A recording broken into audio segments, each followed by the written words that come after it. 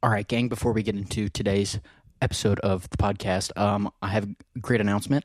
This Friday, August 30th, I have a new single coming out called Scar Tissue, and I would deeply appreciate it if y'all listen to it on Spotify. I'm very excited about it. I think y'all are going to love it. It's very synth poppy, very dance, it's very, I don't know. I kind of want to say demure just to, like, get it in there and make it seem trendy, but, like, that doesn't fit.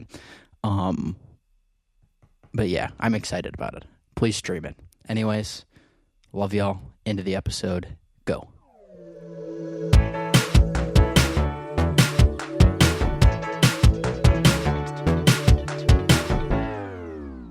Howdy, everyone. Welcome to For the Record. I am your future favorite pop star, Landyn Zane.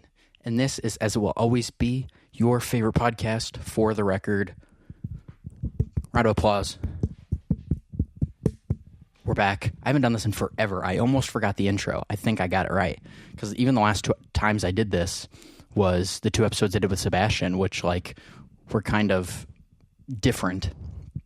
But yeah, like, welcome back. How are y'all doing? I kind of missed this. And I did miss this. Not even kind of. I am in the midst right now of packing for a little tripsky dipsky. I'm not going to say too much because there's a person that doesn't know about this trip happening. Shit, okay, I'm just going to say it, and this episode's going to come out after he knows I'm coming. I'm getting ready to go back to Iowa for my brother's birthday, and he doesn't know I'm coming, so it's going to be a surprise. But I'm in the midst of packing. I am surrounded by luggage that you can't see. I have gotten everything I need to get done today done, for the most part. This is the last thing, because I wanted to catch up with y'all, let y'all know what's going on. There's a lot I can talk about. Let's start with what else I did today. So I've been packing and stuff, but I have been working on this EP, and the podcast hasn't been going on since I've really started deeply diving into this EP and everything going on with it. And I recorded today the lead vocals for 2 of the songs, because I wanted to get them done before I went to Iowa, so I would have, like, something, even when I'm at the airport, I can have something to work on if I can't find anything else, of, like, working on the song, tuning the vocals and stuff, whatever. 2 of the songs, one of them they're the next 2 singles off of After Scar Tissue, which is the next song, comes out Friday. Boom, boom, let me hear you say wayo. After that song, the next 2 singles are the songs I just recorded vocals for. And I love them so much. There's one song in particular that I genuinely think could be the song that blows up. Or the song that, like, not blows up, but the song that, like, pushes me to another level. Because it is my favorite song I've ever written, far and away. I think the melodies are incredible. And it's not the normal kind of song I write. Like, it's a ballad. It's much more down-tempo. It's very emotional and very, vulnerable, which, oh my God. If I start to think about how vulnerable those lyrics are to me, I won't release the song. But it is the best song I've ever written, and it will be coming out because I think it's amazing. I love it so much. And even recording the vocals, when Scar Tissue comes out, there's a lyric video for it, and you'll see, like, the lyric video in the background of the lyrics is just me videos of me recording the vocals, because I want to get a lot of background footage of the making of this EP in general. So I recorded a lot of the vocals of Scar Tissue, and then the recording of the vocals for all the other songs that I've been making. And I recorded the vocals for this song in particular. It's called Black Coffee. I'll tell you all that much. The song's called Black Coffee. I was recording the vocals, the lead vocals, which take me forever. I was recording lead vocals for it, and I remember both times I got done, I went through full passes of the song, just sang the song all the way through. Both times I got done, I just stepped back and, like, was in awe. Not of, like, I'm so talented. I'm so good at what I do. But just, like, it felt both times it felt like one of those moments of like, I'm going to be able to look back on this and be like, this was one of those songs. Because no matter what now, like, I remember I was telling my dad, of like, when I was working on the EP early on, of like, I've got 6 songs now and I'm doing this. And he was like, wow, you definitely have enough for an album based on everything else you've already released. And I was like, yeah, I do. But everything up until now, almost everything I've ever made, I wouldn't want to put on my debut album, because only until recently has the stuff I've been making really felt like me. And that's very true. But of everything I've ever written, this song feels so me. It's not describable. It's indescribable. Pardon my stupidity. Yeah, it just feels so special. It feels so special. And I'm so excited. I'm also very, very scared. Very scared to release this song. Because, like, I don't know. It feels so different. I don't know. Anyways, I'm excited for it. What else is new? Yeah, packing, recording the vocals for both songs. The other song is a lot of fun. It's more upbeat. It's a lot of fun. And the lyrics are like, it's my usual thing of like, the lyrics are super tragic, but then the music is super upbeat and fun. So you're like, what the fuck am I supposed to do? Which is my favorite kind of music to make. And it also sounds a lot different than what I've been making lately. And it feels a lot closer to what I want this EP, and specifically the sound that I'm going for on this other song is it feels very much how I hear it in my head, which is hard to do. What else is new? Short and Sweet came out by Sabrina Carpenter. Sabrina Carpenter's new album, Short and Sweet, came out. Wonderful. Wunderbar. It is amazing. I love it so much. It is so well produced. The vocal production on it is incredible. I don't know. I think, oh man, this year, the vocal production on a lot of the albums this year has been really, really good. Dua Lipa's album had incredible vocal production. Billie Eilish's album had incredible vocal production. Gracie Abrams' album had really good vocal production. But, like, the vocals on this album, the production's really good too. Even the Jack Antonoff, I think there's 3 songs that Jack Antonoff produced on this album. The whole album's really good. Taste, in terms of pop songs this year, Taste is probably my favorite. It's my favorite of the singles easily, and it's top 3, if not my favorite pop song of the year. It's not my favorite song. L'amour de ma vie is my favorite song of the year. There's a few songs on Gracie Abrams' album too. But in terms of like pure pop, Taste is the best pop song of the year, probably. It's so good. And that music video, oh my God. Jenna Ortega, Sabrina Carpenter, the Death Becomes Her references. I'm in love with them both. It doesn't miss. The song's incredible. The music video is muy bien. I think that's right in Spanish. I don't know. It's great. But yeah, I'm very excited. The album was very fun. I'm not going to do the normal thing I do where I go throughout the whole album and review each song, because I haven't listened to it enough. Particularly the slower songs, the upbeat songs. You got me. Juno, Bed Chem. Dude, in other words, this might be one of the horniest albums I've ever heard. Some of the lyrics are out of pocket horny, like nobody's business. Like I've always thought about how, like, granted, I am a songwriter and an artist, so take this with a grain of salt, because I say this and then I also do it. But like, I don't know how her family can read these lyrics and be like, don't know what that's about. Also, I kind of do that too, because there's lyrics in some of my songs where if my family really read into them, they'd be like, I didn't want to know that. If you're part of my family, that this is not an invitation to do that. Don't do that. It's better for the both of us.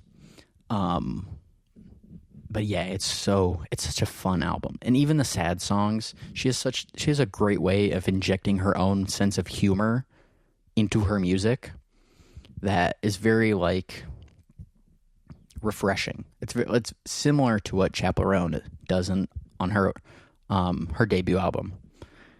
Yeah. Short and Sweet was really good. I'm trying to think about what else. It's been a while, man. Like I went to Seattle. It really has been a while. I went to Seattle. I saw Deadpool and Wolverine. Loved it.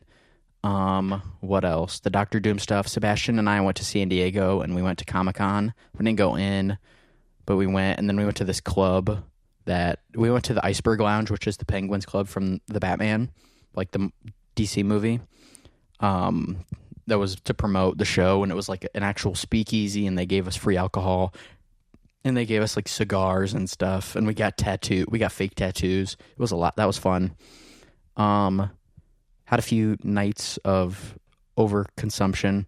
Most recent one was Friday, where Friday was a lot of fun though, because there was this like yearly party that they do at Sebastian's apartment complex. It was a lot of fun. Well, the party was lame as hell because everyone was just standing there like this. That's the thing about parties. If the vibe isn't right, which the more I'm in LA, the more I kind of realize that most people are trying to look cool but aren't cool. Like they're more worried. It seems like most people in LA are more worried about what people are thinking about them than actually having fun. And if you're actually having fun, then people will think you're cool. So like, I don't know. What's that called? An oxymoron. It's called stupid. It was what it's called. It's called stupid. Because, like, it was a pool party. No one was swimming. I swam. Jumped in the pool. I was already drunk. I jumped in the pool and did a cannonball. And I have a bruise on my tailbone. It hurt so bad. So the logical solution was, okay, I'm going to drink more so I don't feel my tailbone. And it worked. That's called science, baby.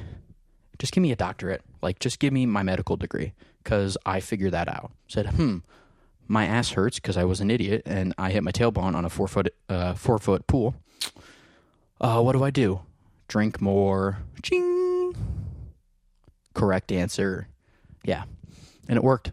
It hurts now. It feels a lot better than it did, but yeah, that was fun. The party was a lot of fun. It was okay. That night was a lot of fun. The party was lame as hell. Luckily, my friends are cool. So we were all vibing. We were actually having fun and not worried about what everyone else was doing. And we were there was a DJ, we were boogieing, jumped in the pool, was swimming. There was a 10-year-old kid there. Don't know why. For a college party. Yep. Phone rang. Hold on, who texted me? Oh. What else? Now I'm just seeing espresso in my head. What was I talking about? God, my ADHD. Oh, there was a 10-year-old kid at the party. That text really threw me off. 10-year-old kid at the party. Yeah. Then we played beer pong. I fucking suck at beer pong. I'm awful. Not good. At all. Trying to think about what else. Yeah, I don't know. We left the party, and we were just going to hang out, and then we went and we walked, a big group of us. I thought I was too drunk to walk, but then I wasn't. I don't really know how those two dots didn't get connected together. They got ignored, but everything worked out. I'm trying to think about what else. So we walked to this place to get some food. We walked like a mile and a half in downtown LA at like 11:30 at night. If I could get across to you how that's not a good idea, it's not. But there was a big group of us. I brought my knife for safety. Granted, I was hammered, so if somebody tried to jump me, I don't think the knife would have done anything. But we went and got breakfast. We waited. That place, it was 24 hours. This place was 24 hours. It was packed. But the food was so good. I got a breakfast croissant, bacon, egg, and cheese. Oh, hachi machi. Oh, let me tell you. That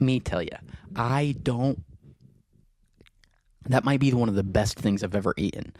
And I remember eating it. So I paced myself well enough with the drinking that I didn't black out, which is a skill I've learned very recently. I had to learn the eating did help. And then I ate that, and I got a cinnamon. It was a cinnamon bun. It was like this big. It was a big swirl. It wasn't the tightly packed ones. It was the ones that were like loose, but with all the pastry, and it had the cinnamon and that frosting. Ooh, mama. Let me tell you. Yummy in my tummy. Scrum diddly yumptious. Delicious. Yeah, but we were there forever. And then I had, Sebastian gave me a bite of his, oh God, what are those things called? A cronut. I had a bite of one of those too. Normally don't like them, but drunk I would have eaten a shoe. I almost ate the curtains at that place because it took so long to get our food. What else? We walked back. We went a different way because the way we went, when we left, we passed like some people, I don't know what they were doing on the streets of LA at night, but they were kind of looking us up and down, and my 5'8" on a good day self got a little worried. So we went a different way going back, and then we watched, hold on. We got back. Have y'all seen BoJack Horseman? This show's funny as hell. Granted, I was hammered, so I was laughing at everything. But even remembering it now, that show's hilarious. It's hysterically funny. Like, I don't know what it's so cleverly written, and there's so many like little jokes that fly over people's heads. I mean, me included. It's so good. I only watched like 3 episodes, but it was phenomenal. I'm trying to think about what else. I obviously slept on the couch. Okay. They have 2 couches. I slept with Sebastian's. He has 2 couches in his living room. One is a fold down. Is that called a futon? Yeah. Or wait. Yeah. It's a fold down. Like you push it up and it lays flat. The other one is a larger one and it's 3 cushions. So Keanu, who's his roommate, has a dog named Diesel. Diesel's a big son bitch. He's in. If you go watch the 2 episodes, I think he's in there. He's a big son bitch, and he stayed out in the living room and slept out there with me.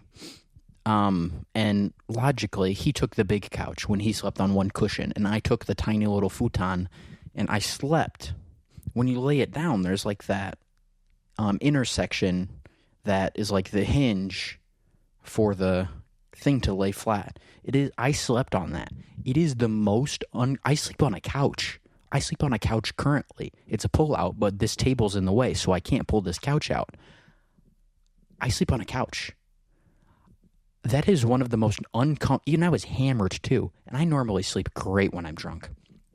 It was one of the most uncomfortable nights of sleep I've ever gotten in my life. Grateful for having a place to sleep. Never will not be. It felt like someone cut my back open, jammed a piece of plywood into it, and then when I woke up, right before I woke up, they just turned me around, sewed it back up, pulled the wood out, and sewed it back up. My back hurt so bad when I woke up. And you couldn't shift either way and have enough room. Like if I would have slept on one side and not on the hinge, I would have been hanging off, which is not a good look when you're hammered. It wasn't even long enough. I'm not tall. And even my little feetsies were even kind of sticking out at the bottom. So what? I don't know. There's nothing I could do. It wasn't comfortable sleep though. But then woke up. Where was I going with that? Anyways, I don't know. Woke up. I was gonna start singing this. Oh. Well, woke up, got out of bed, Dragged a comb across my head. Made my way downstairs and drank a cup. That's Day in the Life by the Beatles. Not sung well, but that's what it was. And like I always say, don't judge my singing based off of that. Woke up very late. I think we went to bed at 4 a.m. I think I woke up at 11:30.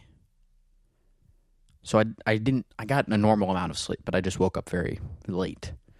Got up, hung out for a while, just shot the shit with them. Everyone was up. I ate the rest of that cinnamon bun because I didn't eat all of it the night before.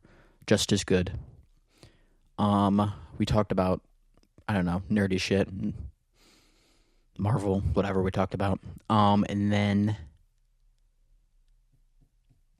we talked about Halloween too, because Halloween's getting close because it's almost September, and we were all talking about what we were going to be for Halloween. And, shit, what was I going to say? We were all talking about what we were going to be for Halloween, and then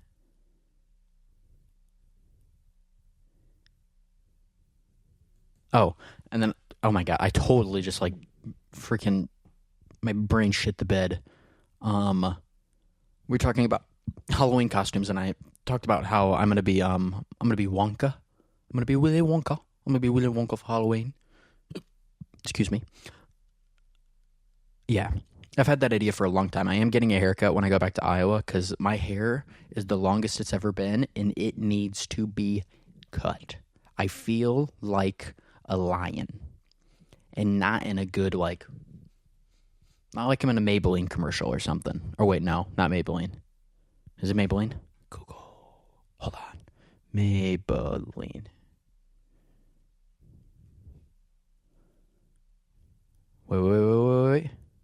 Nope. Maybelline's makeup. Oh, man. Oh, what's that shampoo company? Shampoo company. Pantene. Was that what I was thinking of? Who fucking knows? Not like I'm in a shampoo commercial. My hair is just too long. And it's easily the longest it's ever been, so it's getting cut. But even then, I have the Willy Wonka look, other than the fact that I'm short. But Timothy Chalamet, I don't think is very tall. And then Gene Wilder and Johnny Depp. I think I'm a fine height for Willy Wonka. Gene Wilder was 5'10", okay. Johnny Depp is 5'10", okay. Timothy Chalamet is 5'10". Well, I'm 5'7", 5'8" on a good day. I'm a little short for that, but I think I'm a good Willy Wonka for Halloween. It'd be like I'm gonna make my own variations of all the costumes and kind of put my own spin on it. Because there's parts I like from each costume and parts I don't.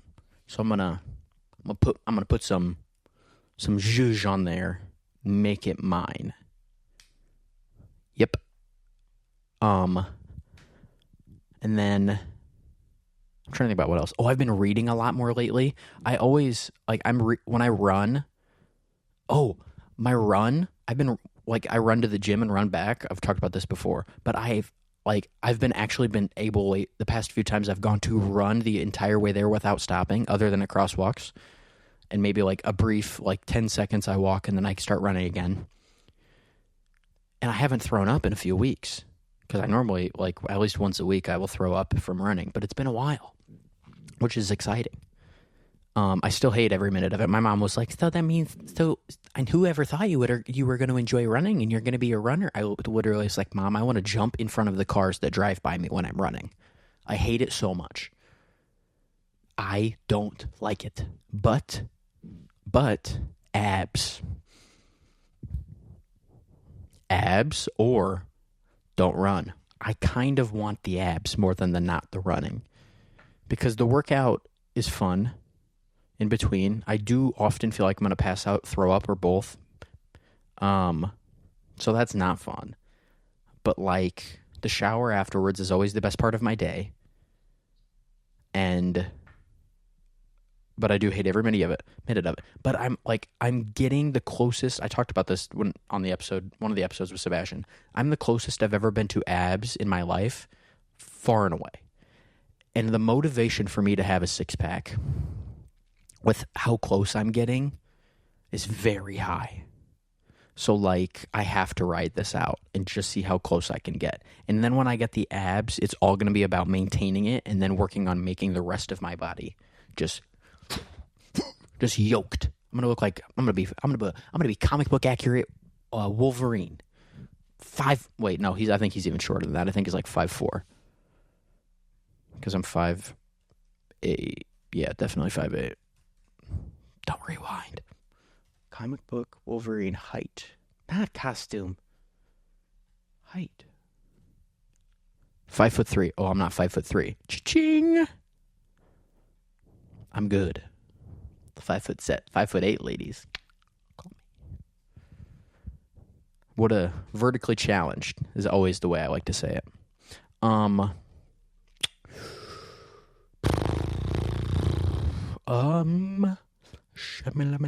What was I talking about? Working out. So when I work out and when I wake up in the morning and I shower, I listen to books. Like right now, I'm listening to an audiobook about Madonna, like about her entire life. It's like 41 hours long. That's very long for an audiobook. That's the longest audiobook I've ever listened to. The last one I listened to was the one about Paul McCartney, which was 36 hours, and I thought that was long. Or it was like 32 hours. It was some variation of that. 41 hours is almost 2 days. It's a while. But I've also been reading I'm just sitting outside, popping my little tush on the ground, and cracking open a nice bookski-dooksky. And shocker, guys, I can read. Didn't know that. It was refreshing to learn that I can still read. I thought after graduating and then dropping out of college, too, I forgot how to read. But I can still read. Granted, if I have one skill, it's comprehension in writing and reading. Grammar, my own grammar, not so much. Midwest, Southern, put those together. I can kind of sound like Joe Dirt or Larry the Cable Guy on occasion. I also like to make words up. So I don't sound as smart as I am, he says humbly. But I've been reading, like actual sitting down and reading books a lot more, and I love it so much. It has become one of my favorite parts of my day because I try to do it every day. If I'm not doing something at night or like going out, I try to sit down and read for like half hour at a minimum. There was a few nights, like last week, there was one night I sat and I read because I thought my book was almost done and it wasn't. So I sat down and I literally sat and I read my book for 3 hours straight and finished it. It's up there. It's called Making Rumors. It's the engineer and producer who helped make Fleetwood Mac's Rumors album. It's right here. It's so good. It is one of the best books I've ever read because I learned so much. It's such a nerdy book, but as like someone who loves and is so interested in every single aspect of making music and writing and all of it, and also what went down to make that album because it's a classic and the stories about that making of that album are legendary. I loved that book so much and I learned so much. But now I'm reading a book that I've had for a while, but I'm really trying to dive into it and finish it. It's called The Lyrics by Paul McCartney. It goes through every song he's ever written. I think it's every song he's ever written. It's 161 songs just that he's written or he's been a part of writing. It is so good. It is so good. It's definitely different, but I think I prefer this book because as a songwriter, I've learned so much. And I've already read a lot of it, but I've learned so much as a songwriter and like getting into, in my opinion, the most prolific songwriter and musical like writer of melodies, the melodicizer in pop music history. I've learned so much. It's such a phenomenal book. And if I didn't have to go to bed right after I finished this, I would be sitting outside and read as much as I could of it. But I'm going to do some work on the plane and stuff and when I'm traveling tomorrow. But what was I saying? Oh, but then I'm going to try to read too. Yeah, I'm really, really excited about this book. I'm really also glad that I'm getting into reading because I think it will make me a better writer. And I've also been like, one thing I've really gotten into lately, again, was comic books again, with all the Marvel stuff. There's this thing called Marvel Unlimited, which I've known about, but I downloaded it again, and there was some promo, like $3 for $3 for 3 months, $1 a month, some shit like that. $1 a piece, this, that, and the other. They were fucking like, it's like a used car salesman. Signed up for it, did the little boop, boop, boop, scrolled through terms and conditions, hit accept, hit pay, put the numbers in, the 1, 2, 3, 4, 5, 6, 7, 8, put the 16 digits in, the 3 digits in, put my address in, put my name in, put my phone number in, put my email in, hit complete sale, got the thing, and then it said copy and paste the code into the email, into this, and then you'll confirm that you're you, and then you do this, and then you hit it, and then you do it, and then you go, and then you're in. And then when you're in, you get a bunch of comic books that Marvel's written throughout all of its history, and guess what? Hence the name, it's unlimited. Unlimited comics.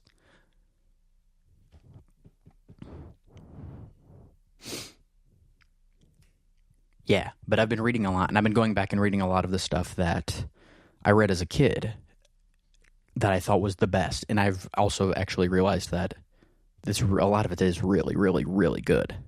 Like Runaways. Runaways was always one of my favorite Marvel series. I still love it. I went back and I read the 2001 Eternals run. Love it. I'm trying to think about what else.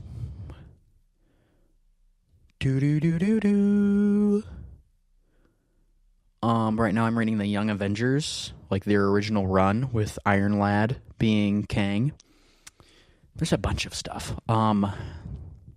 Yeah, I really, really am enjoying reading comics again because I've also been interested again in like writing my own comics and superhero stories, which was one of the first things I did when I was young. Was like, how can I come up with my own superhero stories in comic books? That I literally was in like first, second grade, probably even kindergarten doing that.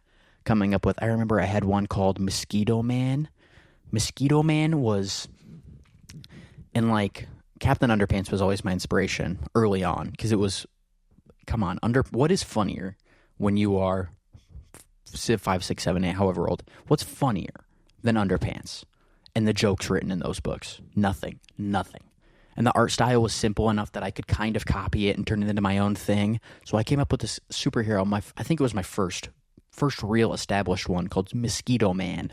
There's no way in hell those drawings still exist, or at least that I'm aware of. I could ask my mom, but. It was Mosquito Man, and I remember I remember what it was. It was a parody of Spider-Man. The origin story was a parody of Spider-Man because I had it that the illogical thing is like, oh, you get a mosquito bite, you become Mosquito Man. But I said no. I remembered it was the story of a mosquito, and he lived in like whatever city. I made up a name for a city that was probably pretty dumb.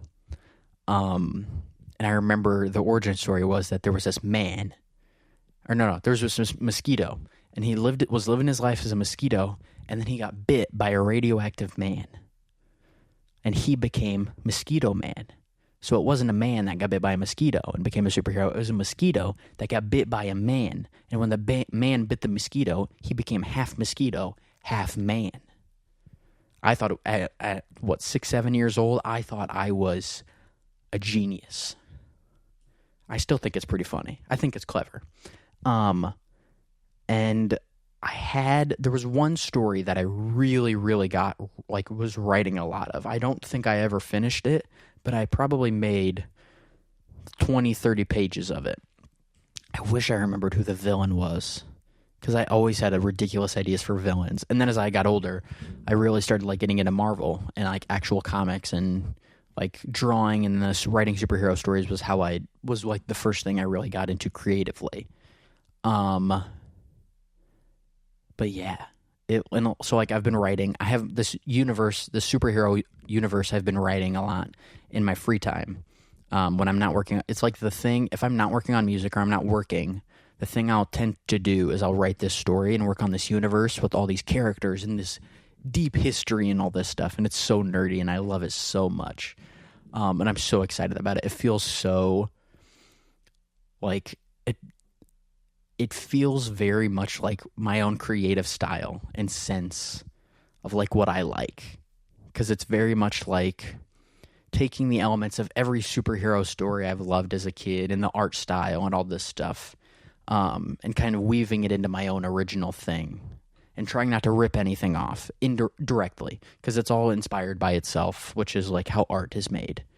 And I've also like kind of want to get back into drawing again, which I haven't drawn since I was like 15. I haven't really drawn a lot since I was like 14, 15, maybe 16. It was about when I was a sophomore in high school when I tended to start leaning a lot more heavily into film and music, and drawing kind of fell by the wayside. But I've been more interested in it again because I have this story and this universe that is so catered towards comic book art and towards visual, like graphic novels and stuff, that I kind of want to start drawing again too. I don't know. Creatively, I am in one of the best places I've been in my life. And I'm like, and the thing about it is I'm like, I'm doing the work to make sure that doesn't go away. Yeah, like I love where I'm at creatively. I'm very excited about, because I have like, if there's anything like in my free time, what I like to do is write. So like if there's like, I don't want to write a song, which is not often, then it's like I can work on this universe, this comic book superhero universe I'm writing. And if I don't want to work on that or write a song, then I have 3 or 4 ideas for scripts that I just like, some have outlines, some are general ideas. One script I have a rough draft of. I think I'm on draft 2. It sucks shit, but the idea is good. So like there's all this stuff I can go and work on. It's so exciting. It's so exciting. Yeah.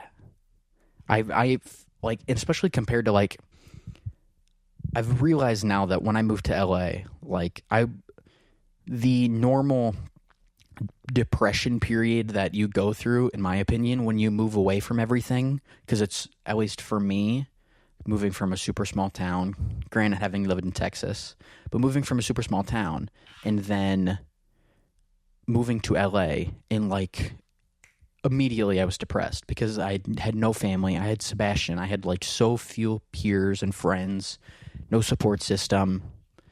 And now I do. But now I've come out of that and I'm starting to get comfortable being in LA, and like I'm getting used to it now, and I'm starting to get into the rhythm of things and seeing things are slowly coming together. Like this, like Black Coffee, like the songs I'm writing now feel like songs that outside of myself feel good enough that they could do something on their own, which I've never really felt before.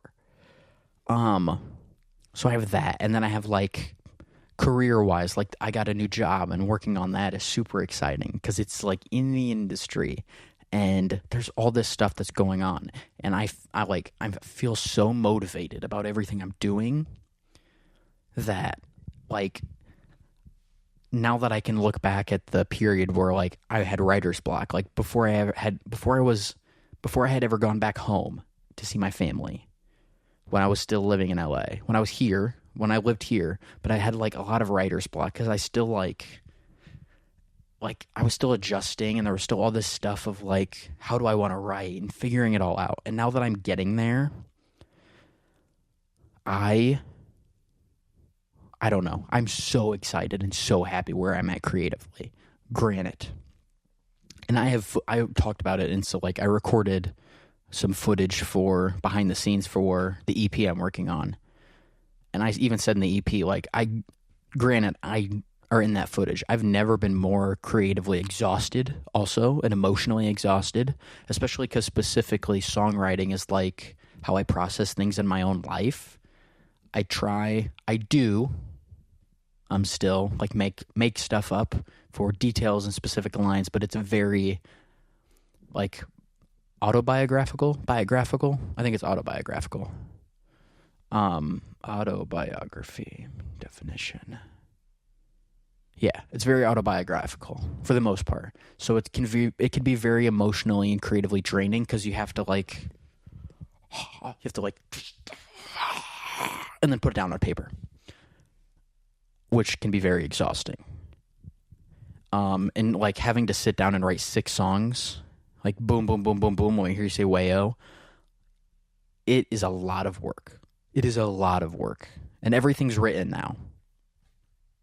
Almost everything is written now. Because I swapped one song out. But even with that, like I talked about this in therapy, I'm in a very good place right now. Not everything's going perfect. There's still things that are hard. Like, past few weeks especially, like, there's been some shit that has hit the fan. And I've just had to figure it out. But, like, having a thing or having some things that you look forward to, that you know you're building towards in your life, at least for me personally, like, knowing that I'm moving forward in my music career, or where I am creatively, or feel like I'm writing stuff that matters to me more and is more my own sense of style and my taste and my like my own voice creatively, having that and feeling like I'm starting to like things are starting to slowly come together for me. It's very exciting. And I talked about it in therapy of like, I know I'm in a great place now, and there's like eventually, like life happens, something will hit the fan. But I'm very grateful for where I'm at now because I love it. It's so fun. It's so like scar tissue. Like I tried things in scar tissue. Scar tissue has a key change in it. It's got like an old like 80s key change in it where it just goes up. You'll see. I don't want to say too much. You'll notice when it happens. I hope. But like I've never in my life thought like, other than I've always played with like melodic, what is it? Modal interchange, where there's chords from different keys coming in and being swapped. I've always played with that because I love doing that, because my biggest inspirations are Billy Joel and Elton John, who do that prolifically. But this like a key change was never something that I would have really thought to experiment with, other than like or changing to a relative minor or major or like small things. But this is like full blown key change. I'm just like I'm really excited where everything is going. I'm really excited. Like I really miss my family and I can't wait to see them. And like, I don't know. There are a few things we could get into that aren't going the greatest. My love life, non-existent. I mean, what's new, if I'm being honest? You'll read if you read the lyrics to Black Coffee, I can't wait for Black Coffee to come out. I can't wait. I'm so excited for it. But like, I don't know. I've debated if I want to talk about the specifics of what that song is about, because it's so personal to me. And I also want people to come up with their own take on what that song is about, because it means so much to me. I probably won't say much, but going back to what I was saying, the love life, meh, I'm definitely not going to get too specific because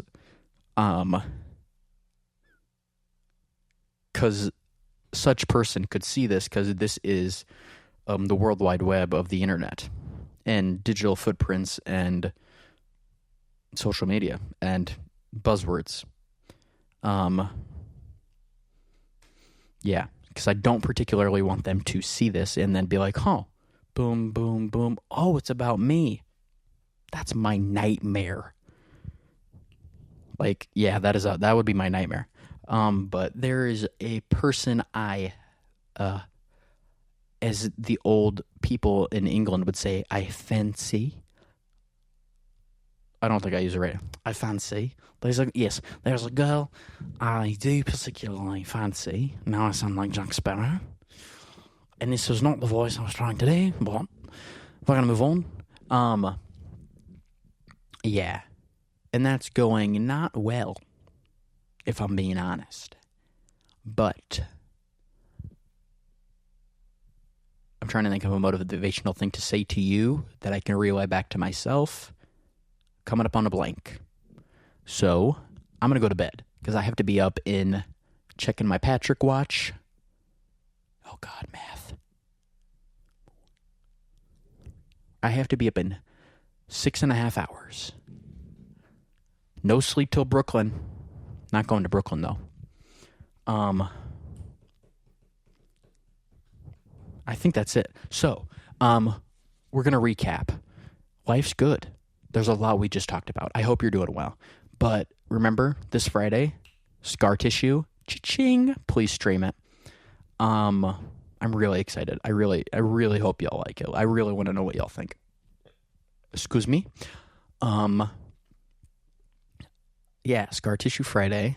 Add it to your playlist. Like, truly, every little thing you do, if you share it, if you add it to a playlist, if you save it, or like heart it, favorite it, whatever, add it to a playlist, stream it, everything, like, really helps, and I really appreciate it, and I hope y'all like it. I'm trying to think about what else. I think that's it. I really do need to sleep, because I still have shit to do here before I even go to bed. So I'm gonna call it a night. Well, with us. You'll hear from me again. It's release week. You're going to get tired of me. But, yeah. As always, this is as it will always be. No, shit, I messed my outro up. It has been a while. That's a reverse, if you're wondering what that noise is.